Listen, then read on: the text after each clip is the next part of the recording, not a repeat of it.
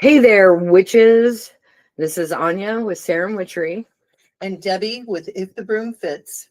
And we are doing our Witch Whispers podcast. This month, the month of December, it's 2025. And boy, what a year we have had. Oh my God. It has been absolutely just mind-blowing. This has been the chaos year, I think. Well, it's because it's a 9-year. Mhm. You know, in numerology, 2025 is a 9. And so when that happens, we're shedding that stuff that really doesn't serve us so we can grow.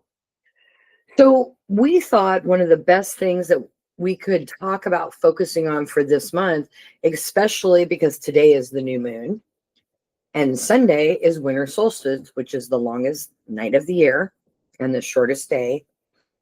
We thought, what about taking advantage of that? We talked about the shadow, our shadow side throughout our podcast. But what if we were to take that and kind of give it a little bit more structure and say, what if you use it as a divining thing?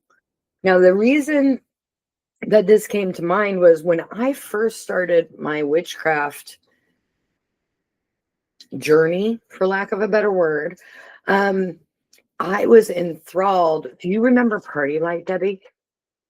Oh, that's the cat in the background. Anything you hear, Aurelia, my cat, is with us in the apothecary. So, yes, I do remember. Okay. Did you ever see the snow globes where you put the tea light in it and then you turned on the fan? And oh God, they were beautiful. They were beautiful. I collected them at one point during my marriage with my ex, and for my first solstice, what I did was I set them up in the quarters because I had 4 of them. And so I set them up in the quarters and I used other balls, snow globes that I had. And I did a scry. I didn't know that's what I was doing. I had no idea. People use crystal balls. Why can't I just use this? So, and I got some of the deepest messages during those scrying times that I did that on the winter solstice.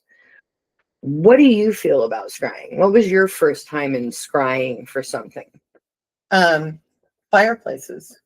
Oh, that's a good one. I love fire scrying. Sit there and stare at the fire. Nice.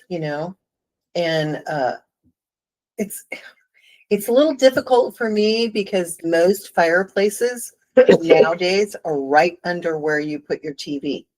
Do you know how difficult it is to concentrate on a TV show with a fire going and your eyes are, too much visual stimulation. And I would wind up, my gaze would drop and I would be scrying with the fire. And then I'd have to back up whatever it was I was watching it when we got that capability. Right. Before that, Otherwise I missed out. And it was like, what happened? What happened? Well, you were watching. No, I wasn't. I was watching the fire. Yeah, exactly. That's just what happens. And so, yeah, any kind of fire, candles, fireplaces, fire pits, campfires, you name it, I'm there. Although I'm not a fire sign. And fire is like the second element that I enjoy working with. There you go. The first. So I love candle readings. I will use a chime candle or a little spell candle. They're actually called chime candles. They don't last long. They last about 30, 45 minutes sometimes. But gazing in that, I've done that for people who were losing people. I've been asked, will you help them over? Will you help them get there? Absolutely. But watching that happen is just beautiful because in my vision, the flames, like, they multiply and you can see the ancestors in it. And so fire scrying and candle scrying, I think it's fun. I love that. Yeah, I do that. My second one is water. Oh, there you go. Watching ripples and the swirls in the water. Exactly. I used to sit and swirl it and, scry with the bubbles or the little cyclone that it creates or whatever. So maybe we should define what scrying is, because we're talking about it and we've said it a lot now, and people might be going, wait, what does that mean? Because a twirl of water, how do you read a twirl of water? Okay. So how do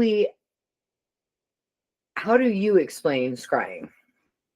Oh, I don't. No, I don't like 'cause that it's answer. Right? No one has really asked me other than in the classes that I taught, Mhm. and I had the answer right in front of me, Right. because it's just something I've always done. So I didn't Mhm. really have a explanation. And then when I started taking witchcraft classes and things like Mhm. that, I found out that's what it was. So I Yeah. never had to explain it to anyone. It was explained to me that, hey, what you're doing is scrying. Yeah. Is that, Oh no, I get it exactly. I used to do that all the time. I'd stare off into space and my mom would be like, hello, mhm. Because I was scrying. What was I doing? I did mirror scrying without realizing I knew how to. Okay, so when I was in grammar school, I didn't even realize that I'd started this, but I used to go out, other people are playing games, whatever. I would go out in the yard and lay there and stare at the grass and watch the little grasses move and things like that, or maybe there was a bug or whatever. So, and I would stare at that so hard that my eyes would water. That's when I'm lost Yeah. in the moment. And you Is like start blinking rapidly my because you're my like, oh my eyes God. water, and other girls were, what are you doing? And so I taught them how to do it. Well, before too long, you would see groups laying Right. out in the grass Yep. doing this. And after about 2 weeks, I don't know if you guys did this, but if our principal wanted to have a conversation with the entire school, he would call, or she would call A rally a rally, and or their assembly. assembly. Thank you. Yes. And this particular principal had an entire, what did you call it? Not a rally. Assembly. Assembly. Thank you. Mhm. On whatever crazy stuff we were doing out there. I am not kidding. I am not kidding. Because girls are laying in the grass looking at the clouds. Okay. No. We were staring at the grass because we would be like this. And I'm teaching them, not knowing what the heck I'm doing, because I think this was probably 3rd or 4th grade. Oh, yeah. Very, very young. Mm-hmm. And I was teaching them how to do it, but I didn't have a name for it. Right. Or any of that kind of stuff. And then, some of the girls would be like, oh, well, I just got this vision, and that kind of stuff. And the principal had this assembly all about he didn't know what was going on out there, but it needed to stop. Which to me was, if you don't know what's going on out there, why does it have to stop? We're being quiet. You're not causing problems. We're entertaining ourselves. Right. So what's the big deal? I didn't understand it. And luckily, nobody knew where this started. Right. So I was not, indicated as the bad influence, quote unquote. The bad influencer, if you will. So I guess I was an influencer. Hey, there you go. Before there was I'm retired. Yes. I'm retired. I've been retired from that for a long time because, as I've said on many occasions, if you sit down on the ground or the floor, you better have a plan to get up. Yeah, no kidding, right? And I do not have plans like that unless somebody has a crane or, whatever. Anyway, so that's actually, I guess I have to back it up. That's actually when I started scrying, but I didn't know what it was. Yeah, I used to look in mirrors. If I looked at myself in the mirror and I now, not in a vain way. No, I know, I get it. I would look beyond my face just enough and my mother, I love my mom so much. You're going to be able to tell that here in a minute. But my mother has great decor taste. Her house is always very well decorated. And there was always a beautiful picture above the toilet. And so if you stood just right in the mirror and you looked at the frame that's behind you in the mirror, and I would just get lost. There was a beautiful preserved butterfly that my dad got my mom, I believe. It was beautiful blue and just stunning. And I went away and I saw something and I came back and I told my mom about it. And she was like, well, who did you see? Well, at the time, I have an aunt that I was very close to. And I told my mom about her sister. And she's like, oh, that's cool. To find out later that no, that happened. I actually did see it. And a lot of that was just the components clicking. And I didn't even know that it actually had happened until I started learning witchcraft and I started going back because I was getting, like you said, vocabulary words for things I had been doing all along. And never knew what it was. Another way of divining now, and I've had it happen to me since I was very, very young, is the radio. You can be thinking about something and then all of a sudden the radio, you'll get a song will hit you and you're like, wait, I was just thinking about that. And I love this part. If you think to yourself, is this a message? The answer is most likely yes. Because your brain is letting you know, hello, pay attention, because you're asking yourself, is this? Yes. Yes, it is. Yeah. And that's a divination. I'm a crystal ball reader. And so I'm staring at a stone. Scrying to me, it's a focusing tool. Do I have to have it? No, I can stare at a wall. I can stare at, the floating candles that I have in my apothecary. But that's the way I scry. Mine was always outside because, okay, and the fires too. I would go camping with my aunt and uncle. Oh, I love campfire. That kind of thing. The other one is staring up at the clouds. Cloud scrying. Yes. Scrying. Skying. Hey, the new word. Scrying. There you go. Yes, thank you. You may use that. Skying. So I would do those kinds of things all the time. Right. And I suspect that most people that are really good at divination, and by good, I mean they're practiced. Right, exactly. They've been doing it for a little bit. Yeah, I would say that most of them probably have been doing this since they were very small children and didn't even. Oh yeah, didn't have the word for it. I remember when I learned Reiki. It was like they explained it to me, and I was like, "Oh, that's what I've been doing this whole time." I had no idea that there were vocabulary words behind it, but I had been doing it for years. And so, one of the reasons we bring this up is this is the time to look at those deeper, darker, not darker as in bad darker, but as in no light. We're in the underworld, and the peak of that underworld is on Sunday coming up on December 20th, 2025, in case you listen to it after. But this is where you can really go back in time and look at that and say, what have I ever scribed before? And really start thinking about certain things. Do you have a tendency to get lost in water? Like you said, watching the ripples. I have a girlfriend who plays with the waves on the beach. And it's just absolutely amazing to watch. And when she comes back, she's like, you'll never guess what I just learned. And I was like, ooh, tell me, so that's a way of scrying too. Yeah. And with flames, I used to do that too, where it would, okay, what can I make this flame do? It's nice and calm right now. Can I make it dance? And I would work with it. And it took me a long time because I had no idea what I was doing. Right. And it's hard for children to concentrate, but when you're alone a lot, you learn. Well, not only that, but, just teaching kids to focus in on something other than a moving vehicle. Okay. And when I mean moving vehicle, I'm talking about technology. Yeah. Because I have one of my grandchildren, she's such a sweet little thing, but If I look at her and I'm like, do you want to do magic? She's like on it. She puts her device down. She's on it. Mhm. And so she's really good about the fact that I told her once, you have to have focus when you're doing magic. Mhm.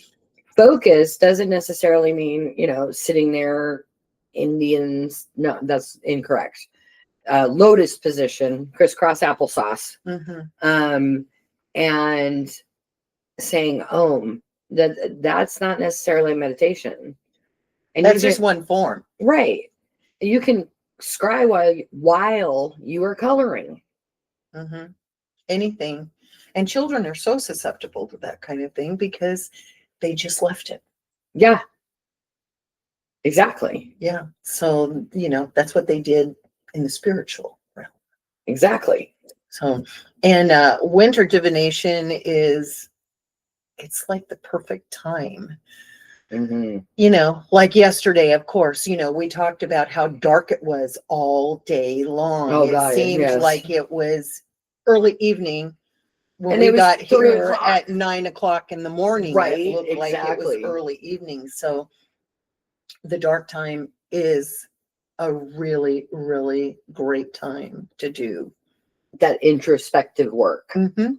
And you can use scrying to do that. You can write down the questions you want to ask yourself.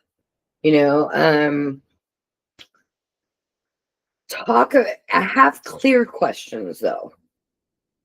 I think you should be clear about your wording and your questioning when you're doing that divination, just like you would be if you were getting an oracle reading or giving an oracle reading or a tarot reading to yourself. See, I am just open to whatever the universe wants to tell me.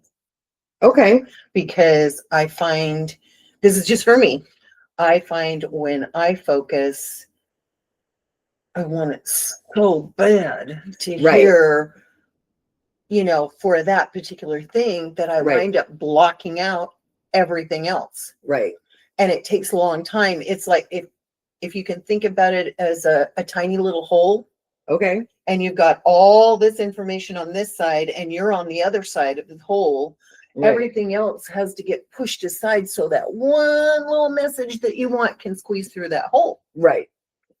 So I decided that just bunches me up too much, Hey, there you go. So I leave myself open. And that's why when my readings are done, somebody comes in, they start talking, I'm like, stop right there. Yep. I do not want to know anything about this reading. And they always, and I say always, it's like 99% of the time, you don't want to know what this reading is about. And I said, no, if I do, how are you going to know that what I'm telling you, I'm not just feeding you what I think you want to hear back in a different vocabulary? Exactly. And that's why I tell them, please, let's just keep everything until the reading's over. And then when the reading's over, then we can go back and, revisit, clarify, expound on stuff, anything like that. Yeah. So that's where I come at it from the readings, is open to whatever the universe wants me to know.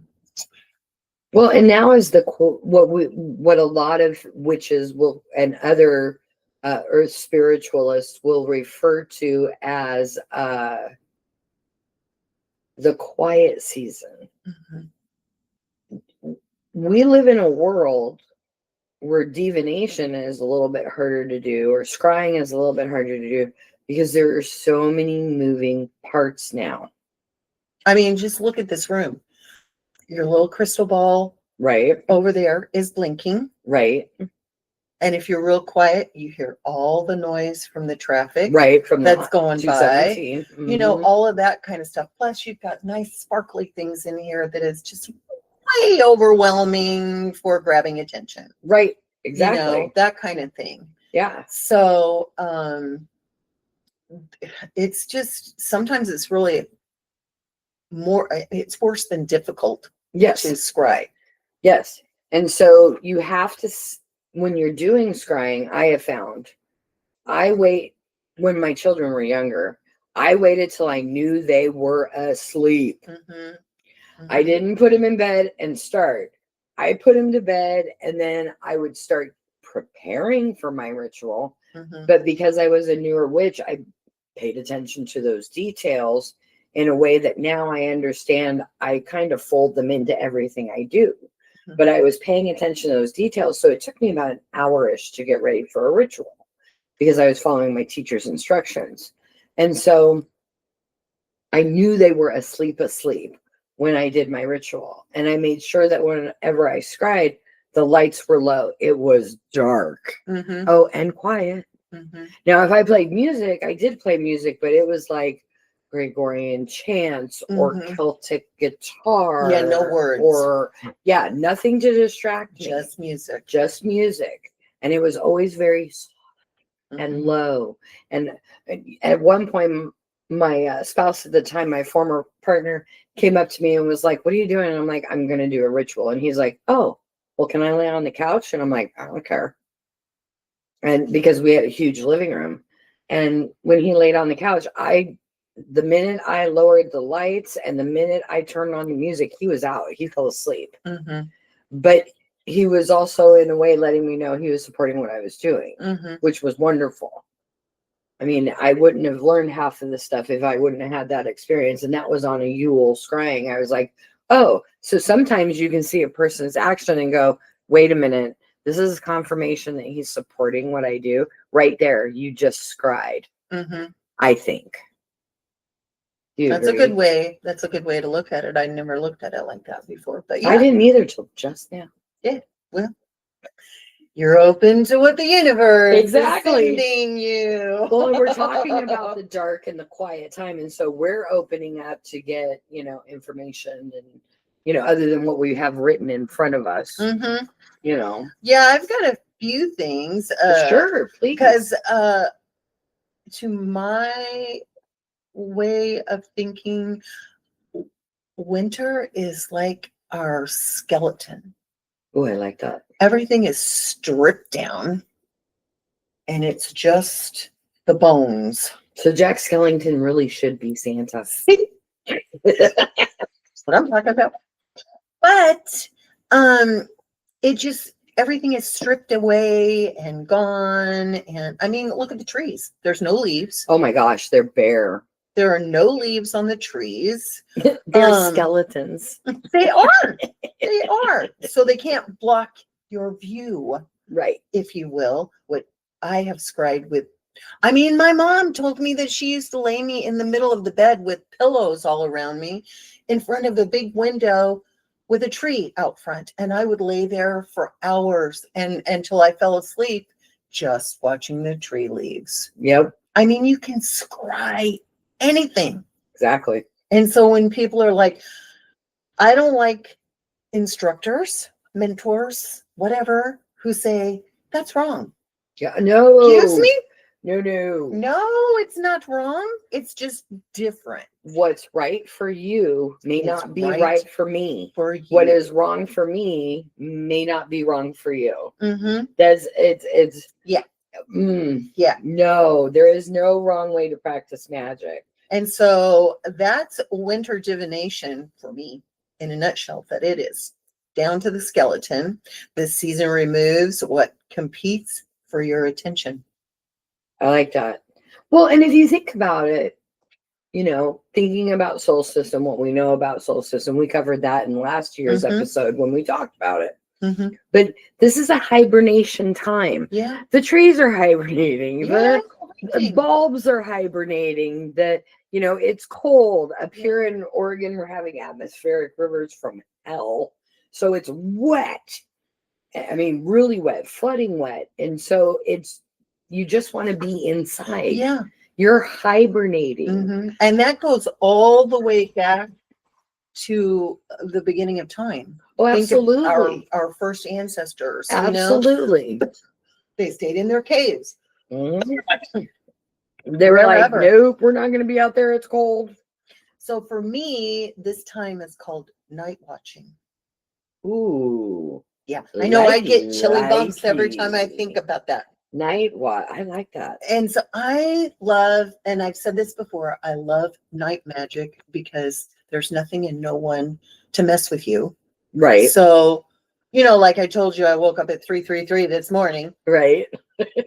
telling me I didn't have anything ready for this podcast. And then everything came to me. So it's staying awake through midwinter night to observe omens, There you go. and listening.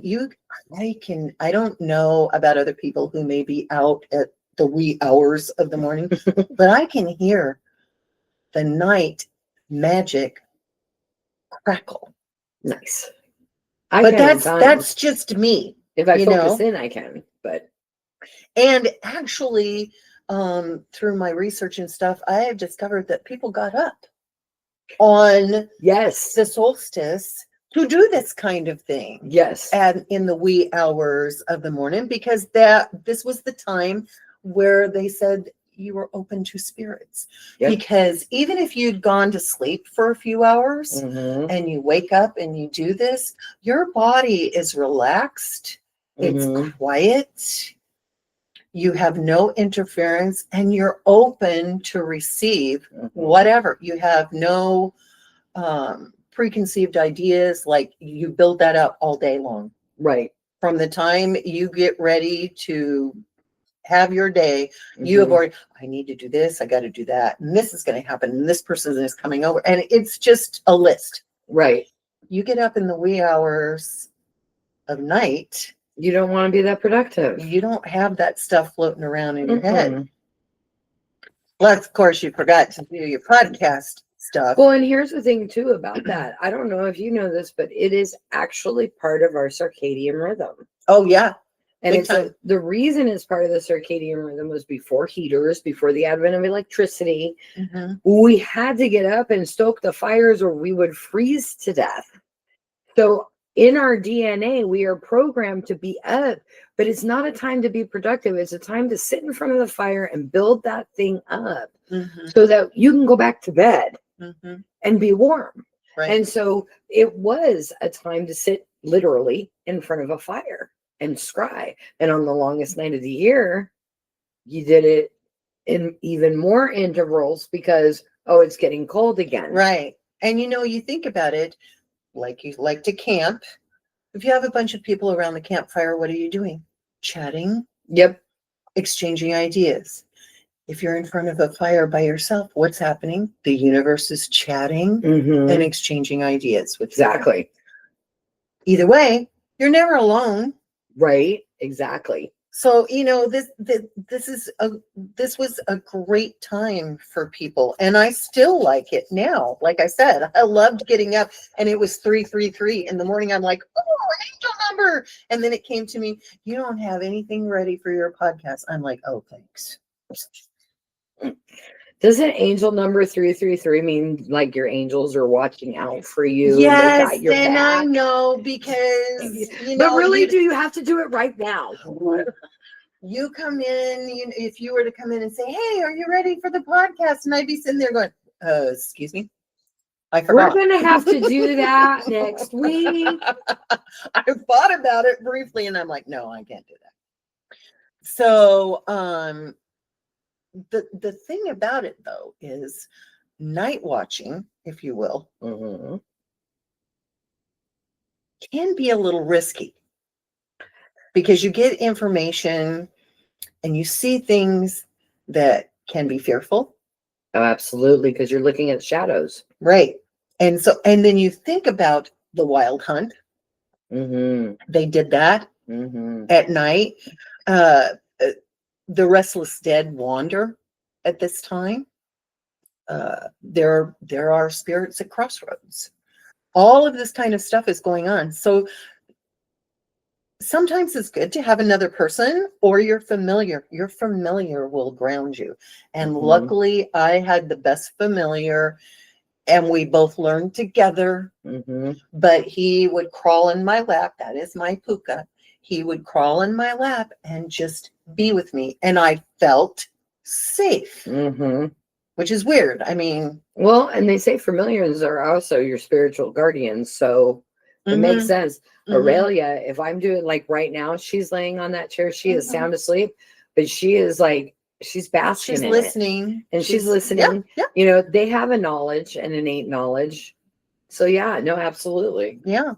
So this time is the perfect time. It's a practical time to be doing divination. If you never do divination any other time, like tomorrow night would be perfect. Or Sunday night. Yeah, just try it. Yeah. You might like it. Yeah.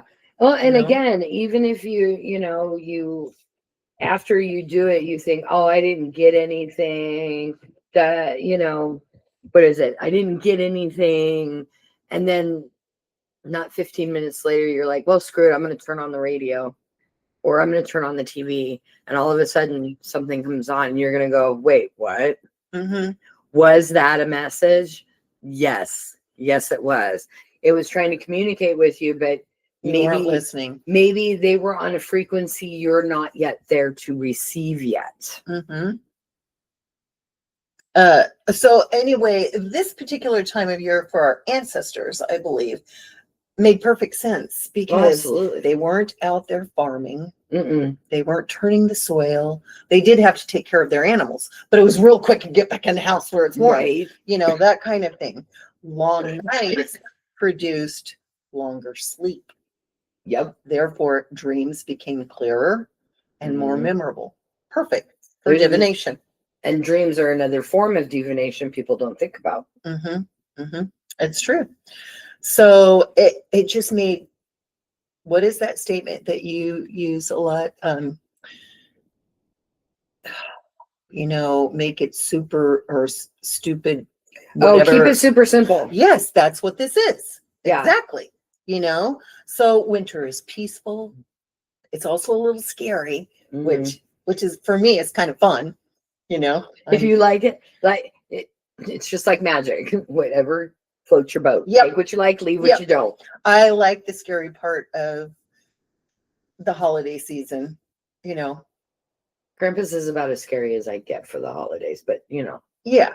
But I've got a whole book in there that's haunted and scary stories for the Christmas Yule season. Oh, nice. And I love them. So winter is very revealing if you allow it to be, because you can take time for self. But that's the thing. People don't take time for themselves. I'm like one of the worst. Well, and not only that is we're societally programmed not to take time for ourselves. Right. You got to get to work. You got to make dinner for the kids. You got to make sure that you do the shopping. Yeah. All that kind of shopping. People don't understand. They laugh, but it is very stressful when you're trying to go out there and pick just the perfect gift for somebody, not just garbage that you just, And lately people have been very mean to other people. Yeah. Mm-hmm. And I even today I went to Kohl's to do something, and I got shoulder checked by an older woman, and I turned around and looked right at her. I'm like, "Excuse me, it's the holidays." She says to me. I looked right at her. I'm like, "That's not an excuse. I don't care if it's the holidays or not. You don't shoulder check somebody." And not only that, if it's the holidays, why aren't you being nice? That's what I did. So later I was going down the aisle and that woman was nearby. And I said to the gentleman, "Are you in line?" Because you know how they have the really long walk down aisles with all of the stuff that catches your eye on your way out, marketing. And so we were joking back and forth. And he goes, "Well, you're being very nice." And I'm like, "Yeah, I just got shoulder checked. Here's where I made the difference." I said, "So I'm going to go out of my way to be nicer to everyone around me." And the woman blushed and walked away. And As it was well she should have. Because it is stressful, and even more so for people who are uber sensitive and can do scrying. This is going to be the time when you're like way more open to being overwhelmed by physical touch, groups of people singing, caroling, and stuff like that. So, also know that in this darkness can come that uncomfortability you're talking about, that night magic of looking at the shadow self and the darkness and the introspection. Yeah. I guess that's my point there. Yeah, no, I get it. And I think people stayed indoors not out of laziness, but because going out at night meant risking encounters with spirits, and True. they were afraid. Absolutely. And I get that, because you didn't even know, and people didn't understand. They weren't as educated as we are now. I mean, come on. They were afraid that the sun wasn't going to come back and night would be forever. Right. And that's where a lot of our rituals came from. Exactly. So, so I just want to share some of the scientific signs that people would scribe for. Ooh, I would love that. Okay. So these weren't imaginings. These were like omens and things like that. So a ring around the moon, ice crystals in the atmosphere, hence snow's coming. There you go. Smoke sinking instead of rising. Low pressure, storm approaching. Yep. These are all scientifically proven. But the thing is back then they didn't know about no, they barometric didn't. pressure. No, they didn't. They just noticed a pattern. And it is a type of scrying. Mm-hmm. Owls and dogs howling more often. Predator behavior shifts before temperature drops. Yep. They're trying to get full before all the little animals go burrowing. So, you know, like when you said you guys heard what you thought was a cat, a cougar. Yes. It's possibly, and if you look back to when that happened, the pressure dropped. Yep. Temperature dropped. Yep. So they were looking. Yeah. And so birds flying low, insects dropping due to pressure change, bad weather's coming. Sudden gusts of cold night air, clear skies, incoming freezing. Oh, there you go. I could see that one. So these are all folklore, but check it. Yeah. It's scientifically proven that this is what happens. Here's the thing. I find science and witchcraft are very parallel. Very much. My parallel. daughter did, my oldest daughter, she did, I think, a 5th grade project, and she chose magic versus witchcraft, or magic versus science. Nice. Which one is correct? And it was all this kind of stuff. We researched everything, and it was all this kind of stuff. And her teacher was amazed. You know, she said, "Why did you choose magic? You know, and science? I would have never put those two together." And both of us are like, because they go hand in hand as far as we're concerned. Quantum physics and quantum mechanics. That's how do you heal the way you do? I access quantum physics and quantum mechanics. Magic is science, and science is magic. Yep, exactly. So winter divination. Winter divination isn't about being mystical. It's about working with the season that naturally clears the clutter. Yeah, my apothecary is a mess right now. I did not say that for you. No. But here's my point. Today, when I got done doing what I needed to do, I looked around and I went, I can't do this anymore. I have got to get this. I can't do this. It's overwhelming, the clutter, because I've been making oils. I've been filling orders. I've been very busy. Gratitude. But at the same time, because I have ADD, I'm like, okay, I'll take care of this later. And later for me can be in 3 days because of that executive functioning. I know I have to do it, but this has to be done first. So I was looking at it, but I have to make flyers, and this is a priority right now. So that can wait. And luckily I have a really wonderful husband who's like, when you guys get done with your podcast, I will help you. But that's part of that. Getting rid of what no longer serves you. Yeah. And you know, I don't know about you, but I cannot scry or do any kind of divination if I don't have a straightened up, clean area. That's part of having ritual space. Right. That's clean. Well, and it's just like my home. Thank goodness I didn't have to clean it this time before the winter solstice. I have a housekeeper now. Thank you. And she just came in, and I walked in yesterday, and my house is perfect. Nice. And so now I don't have to worry about cleaning before the winter solstice. I am already prepared. Right. So, you know, for me during this time, I don't know about you, but for me, my oracle and rune readings are sharper in winter Oh, than they yeah. are in any other time. Oh, yeah. It's like there are some times, spring is the worst for me because it's very chaotic and everything is popping up new, and there's new sprouts and there's this and there's that. new ideas and new And possibilities. it's way overwhelming for me. I can see that. I So- love that chaos though. I thrive off of it. For me. It's Personally. okay, but it kind of puts me like I'm pulling it out, you know, Right. rather than it's just flowing. So winter for me is the best. Yeah. My dreams are more vivid. Mhm. And I remember them more in winter because there's not as much chatter and chaos going on It out here slows down. to grab my attention. Exactly.